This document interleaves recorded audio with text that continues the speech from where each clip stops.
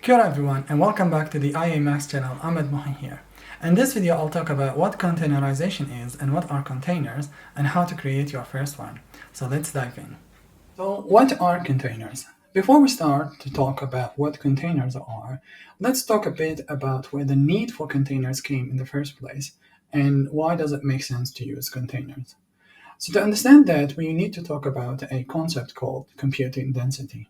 Computing density means how many apps you can run on the same machine at the same time without depleting all your resources. And resources in this case being CPU and memory. So the more apps you run, the better density you have and the better resource utilization of your machine you have. So what is the issue with density? And why can't we run as much apps as we like on a machine, taking in consideration, of course, that we don't deplete all our resources? The issue is, for example, in this case here, if you have two versions of an app and both are using two different versions of libraries or what we call dependencies, whether those are libraries or of different versions of a programming language or binaries and so on, if those two versions exist on the same machine, you would run up with you would end up with incompatibility issues, and your machine would not be running well. So that is the first issue that you would face, which is incompatible dependencies. The other issue is that some apps are more resource hungry than other apps. So without any way of limiting how much an app could use, one app could actually use fully utilize your machine resources and deprive other apps from the resources they need. So the first solution to this was to actually separate apps into physical machines. So we would run app 1 on the machine 1 and app 2 on machine 2. So that solved the problem of incompatible libraries and also solved the problem of one app being more resource hungry than the other and starving other apps from resources that they need. The issue with this solution, of course, is that it ended up with bad density because we are not efficiently utilizing resources that we have on our machine. We ended up with wasted resources because we have to isolate apps into machines.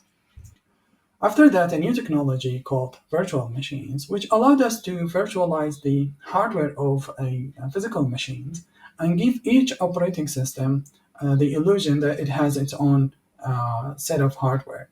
So this solution actually gave us a great isolation because it isolated each app in its own virtual machine, in its own operating system, and it also gave us better density because instead of wasting resources, as in physical machine resources, you could run multiple virtual machines to better and more efficiently utilize resources on your machine, and also at the same time give each app a dedicated environment that it could run in without running into issues like incompatible libraries and dependencies, and also not running into issues of being starved out of resources.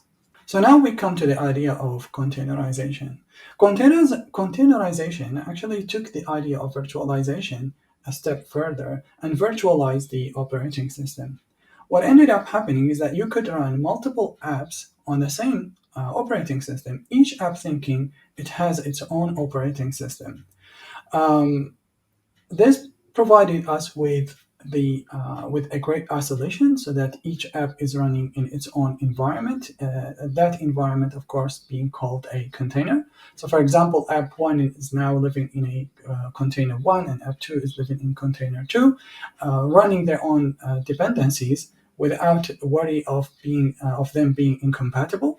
And in the same time, we were able to get even better density or even better or higher utilizations of resources. And the reason for that is containers have better utilizations of your physical machine resources because it requires less. So a container does not need a full copy of the operating system for each container. They all share the same operating system. So that means that it does not need more resources to run multiple operating systems at the same time. And then the other thing, because a container does not contain a full copy of the operating system, the size of the container is significantly smaller than the size of a virtual machine. So the storage requirement is less, the containers are much easier to share and store online.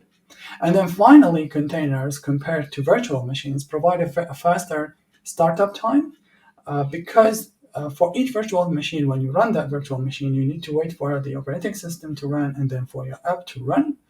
As for containers, the operating system is already running. You're just spinning up a new container, and it sometimes runs as fast as just running another app on your operating system. Now we come to Docker.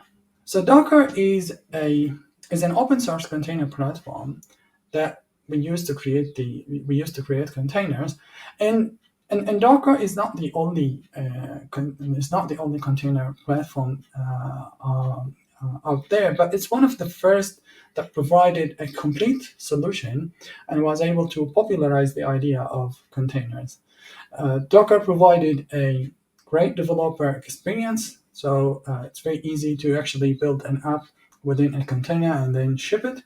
And also Dockers provide a lot of tools, things like the CLI and the Dockerfile, which helps you create and automate the process of creating Docker containers. So before we start to create the first container using Docker, let's talk about a bit of the tools that we will use today. The first of is what is called a Dockerfile. So a Dockerfile is a text-based script that contains instructions that help you to create an image that you would use to create to run your container. So an example of those commands in this, as you can see on the screenshot here, we've got the first command, which is the from. This command is used to define the image that you will use as your base image for creating your Docker image. So when you create a Docker image, you need a base image to start off, and then you change that. You either change that image or build on top of it. But this is what is called a Docker image, and you specify that a base image, and you specify this base image by using the command from. The command run is used to execute commands when you're building the image. So in this case, we are trying to create a folder, and or directory, and we are using the command make directory, and then we specify the name of the directory. Next, we've got the command copy. We use this command to copy our local code. So if you have an application that you have created and then you want to copy this code from your local machine into that Docker image, you would use the command copy, and that's of course the source of your code, and this is where you want to put your code within the container. The working directory, this is what we are using to tell Docker that our app working directory is this directory. So, and again, in this case, it's the user source app. And then after that, we've got the command expose. The command expose is used to open up a TCP port within your container, or to ask Docker or to actually tell Docker that your app would be listening to a TCP port. In this case, it's TCP port 3000. And then finally, the command entry point. This is the command that you will run or execute once your container starts. So once you finish building your container and finish building the image, and the container starts, this command would be run. Base images that used to build a Docker image could either be stored in an online public registry, as in the Docker Hub here, or in a private one, based on your needs. So in our case here, we are using Docker Hub, which is a free online registry, to specify the base image. As we said earlier, we use the command from. And in this case, for example, we are saying from node latest. We are just trying to tell Docker that use the latest image of the Node.js. The Node.js image is stored on Docker Hub with the name node. And the other concept that we need to explain, so to avoid confusion, is that there is a difference actually between what is called a Docker image and a Docker container. So the Docker image is the file that contains your app code, your app dependencies like binaries and libraries. This is very similar to the idea of an ISO file. For example, you need an ISO file to install an Ubuntu or a Windows operating system. Once your Docker image runs, it becomes a container. This is the container that people would use to access the services provided by your app. And then finally, we'll talk a bit about the Docker CLI. So what is the Docker CLI? Docker CLI is a command line that you would use to build your Docker images or run and maintain and manage your containers. Example commands that we'll use today is docker build. So in this case, we are saying docker build -t, IAMX app image, and then the dot. The -t is just to give the image a name that you would recognize later. And we also need to make sure that we include the dot in here. When you run the docker build command, you need to navigate to where your Docker file is, right? And then when you run that command and you specify the dot, it's telling the Docker to use the Docker file that exists within the current folder that you are in. And then finally, we've got the command docker run. So in this case, we've got docker run -p. The -p would be used to map the TCP port of your local machine to the container TCP port, which is we are telling Docker to use TCP port 3000 on our local machine and map it to the 3000 TCP 3000 on the container. And then the -- name, this is the name of the container in this case, so IAMX app container. -d means to run the image continuously, or what is called in a detached mode. And then finally, we give Docker the name of the image that we want to use to create that container, which in this case is the IAMX app -image. So now that we are ready to create our first container, we need to install an app called Docker Desktop. So to install Docker Desktop, head to docker.com, and then from there, download the Docker Desktop app. I'm not going to download the app as I've already downloaded it before. And next, I'll show you where I have the code for my app. So I have the code for my app in here within this folder. And what I'll do is that I will create a Docker file in here and then use that file to create my container. So to do so, I'll open up VS Code, and then from there, I will create a new file. And then I already have my code here ready for my Docker file. I'll just copy paste it here, but I will walk you through it. So what basically we are doing is that we are telling Docker to use a base image of Node.js and use the latest one. And again, to run the command to make a directory, in this case, it's the user source app. And then to copy my code, which is in this app, just a single page React app, to copy it from IAMX React app to the folder, that directory that we just created, the user source app. And then we'll tell Docker to use user source app as our working directory for our app, and then run the npm install command to install the dependencies for our app. And then finally, we are exposing the port TCP 3000 in our container. And we are telling Docker, once the container is ready to be run and already started, run the command npm start. So to save our Docker file, we click on save. And then we need to make sure that we don't save it with an extension, for example, not save it with a .txt or something like that. So what we do is that within two quotation, we type the word Dockerfile. This will make sure that our app is installed, is saved without an extension. So save that, and now we have our Docker file. So to build our image, we need to navigate to where our Docker file is and where our app is. So to do so, we navigate to our app here, which is the IAMX app within this folder. And then we list the existings of this folder. So we have the IMX React app folder and then the Docker file.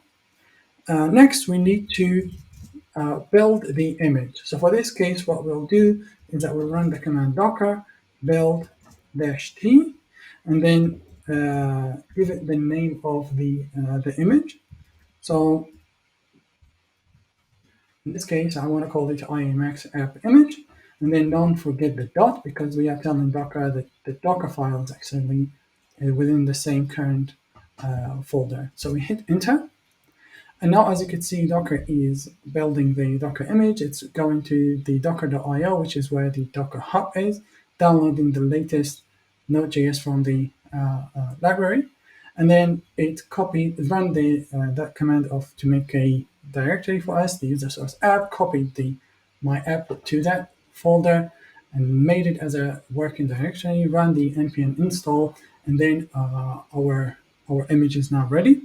So to list available images, run the command docker image list. This is telling us these are the images that we have here.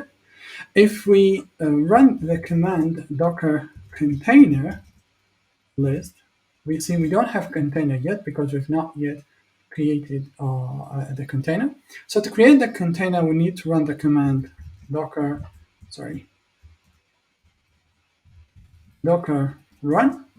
And then we need to tell Docker which port we want to expose. In this case, we want to expose port 3000 and map it to our 3000 port. And then we give it the name. We want to give the container a name, so it is IMAX app container. And then we want to run the container continuously or in a detached mode. So we add the -d to the command. And then finally, we specify the name of the image that we want to use as a source for our container. So we copy and paste it here, and then hit enter. And now, as you can see, we have our container ready. So if we run the command of docker container list, in this case now we have the container running. So if we look here, it says we are using this image as the base image, as the image for the container. It was created 15 seconds ago. It's in the up state, and we have mapped port 3000 to the port 3000. And then finally, the name of the container, which is the IMX app container. I hope you found this video useful. And if you have any comments or questions, please leave them in the comments below. And as always, stay strong. Kia kaha. See ya.